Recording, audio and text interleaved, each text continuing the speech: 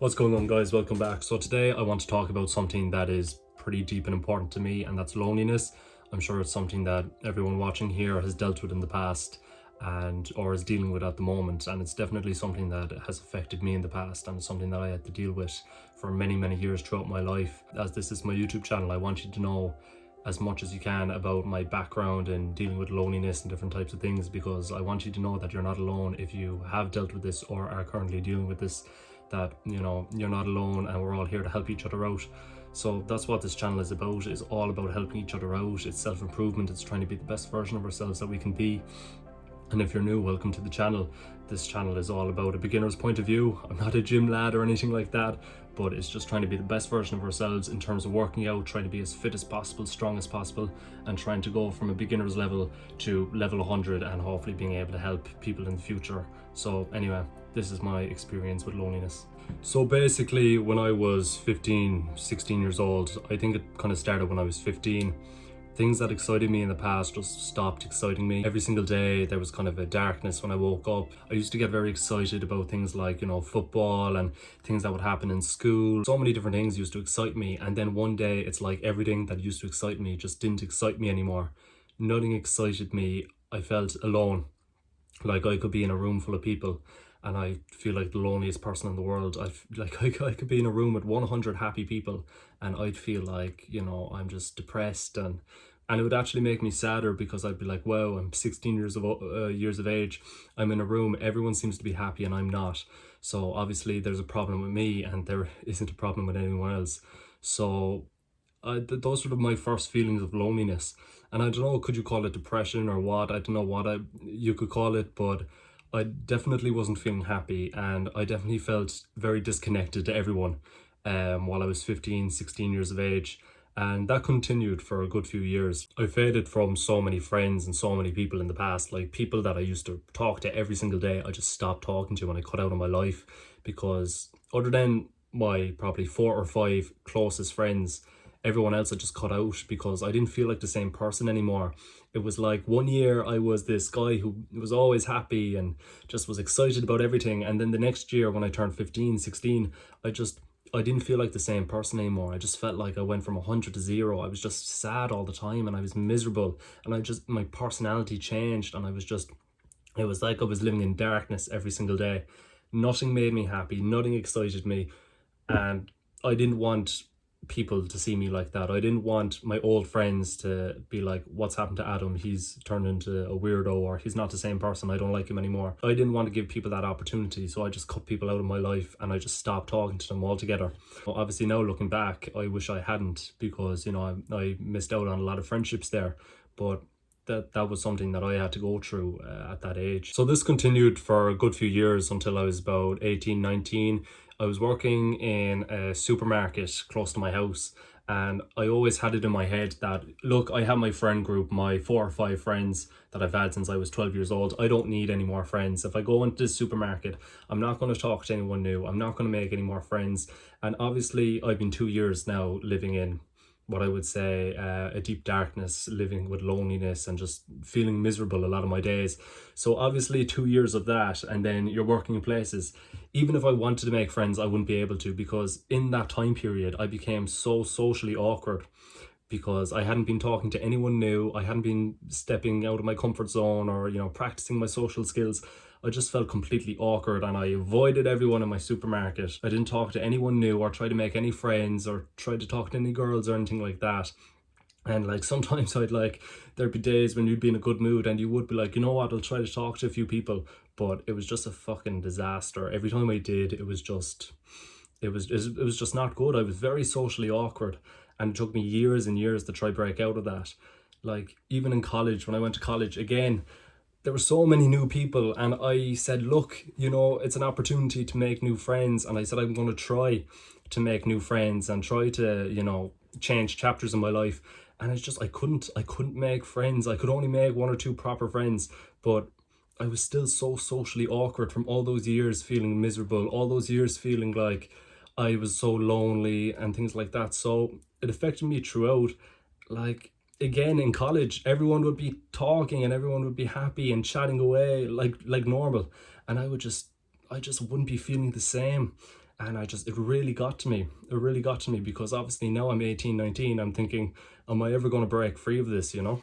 So obviously, because I was going through this, I missed out on a lot of experiences. I'll give you a little story. So we have a thing in Ireland called transition year, and it's when you're like 16, 17 years of age. You kind of have a year in school where it's not really academic. You get to kind of like do work experience and things like that. And we had a school play, and I auditioned for the school play, and I think apparently there was a list of all the kind of roles and stuff after the auditions, and apparently I got a pretty big role, but I didn't even bother to look at the list. I didn't even bother to like see what role I got and go up to the training or to the practice or auditions or anything like that. Like I just wasn't interested. Whereas before, if I got a big role, I'd be feeling like the big cheese, but like it just didn't, I didn't care. It didn't interest me and I didn't want to do it. I didn't want to put myself in a position where I had a big role in a school play. I just wanted to be out in the back, and that's what I did. I didn't show up, and at the end I ended up being like a backup dancer in like the very last scene of the play, because everyone has to do something in the play. It's kind of mandatory. If I had the confidence, I could have gotten that big role which I was given, but instead I'm just hiding in the back, staying in my comfort zone, because I'm too miserable to be in that situation. It's like my headspace wasn't able for that. And looking back, it's more regrets, you know. Football, I used to love football. I ended up quitting football. I didn't care about football anymore. Something that I was passionate about throughout my life. You'd never see me without a football. It was just something that I wasn't passionate about anymore. Football is a big thing that I talk about with my friends, and I'm like, if I'm losing passion on football and stuff, like, you know, where does that leave me? Because I'm losing interest on all the things that I care about. So it wasn't an easy time at all. It wasn't an easy time, and I'm not going to lie, it took me a while to get out of it. Like I never went to therapy or anything like that. So, you know, it was something that I was trying to deal with alone. And I didn't know why I was feeling like this. I didn't know why I felt sad all the time. And I didn't know why I felt so lonely, even surrounded by people. And if everyone was happy, I wasn't. So it really began to frustrate me, to be honest. So basically, I felt like I was living in my head every single day. I was frustrated, and what it led to is when I'd go out in college and I was drinking, I used to, after a few drinks, start to feel very aggressive. And it wasn't aggressive for the sake of being aggressive. It was aggressive because I was just so unhappy in myself, and I was just so unhappy with how I was living in my head, my mental state, and it would turn into anger. I wasn't angry at anyone else. I was just angry at myself. So, you know, I would get frustrated going out drinking, and after a while I was like, look, this is a problem that I need to fix, because no one else is going to fix it for me, you know what I mean? I was like, I need to deal with this, because the last thing I wanted to be was the person who was starting fights on a night out. You know, that's the last thing I ever wanted to be. So that's when I kind of found the gym, and I found self-improvement. I was like, look, I want to be the best version of myself that I can be. What can I do in order to fix that? I was like, I can go to the gym, I can have this vision in my head of who I want to be as a person, and I can strive and work towards being that person. Now, that is a long, long road before I ever even come close to who I want to be. But, you know, those are the steps that you have to take. So during this time when I found the gym and I started going to the gym and I started really focusing on myself, coronavirus happened. So that put a stop to everything. But at that time, I found love. I eventually had a girlfriend, so that was something that really helped me a lot.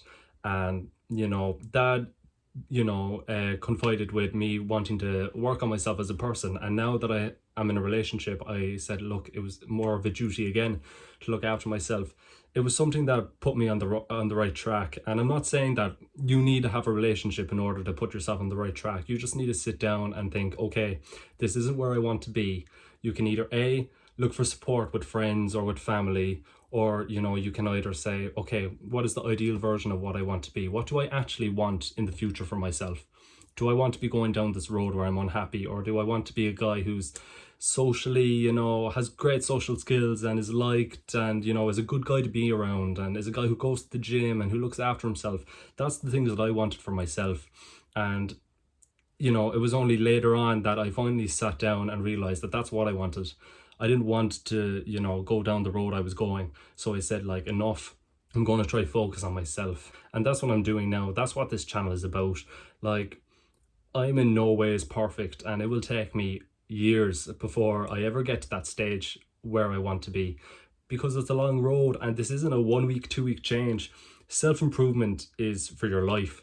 You know what I mean? If you can go from not caring about yourself to, starting to go to the gym, that's a lifestyle change. But it's going to be something that you're really going to thank yourself in years to come for. And that's what this channel is about. But what I want to do, and I think what we all should need to do, is help beginners and help people who are in that stage of their life when they're unhappy about themselves and they're, they think what the cool thing to do is to be going around and, causing trouble. And, we see it for ourselves when we go out into town. There's so many like kids nowadays and they're so aggressive and they feel like that's the way they need to be, and they're vaping. And like, why can't we promote as a society going to the gym, being the best version of yourself possible, being a young man or being a young woman, like in the past, trying to be, the best version of ourselves possible.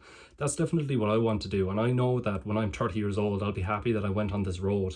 I'm not saying never have fun. I'm not saying never have a drink or never go out. What I'm saying is just live your life in a way that's, correlative of a person that you want to be in the future. And that's definitely what I'm doing. And I'm going to continue to share these stories because I felt alone. And I'm definitely not alone. And if you're going through this, you are not alone. I'll say that again. You're not alone if you're going through this. Trust me, I've gone through this.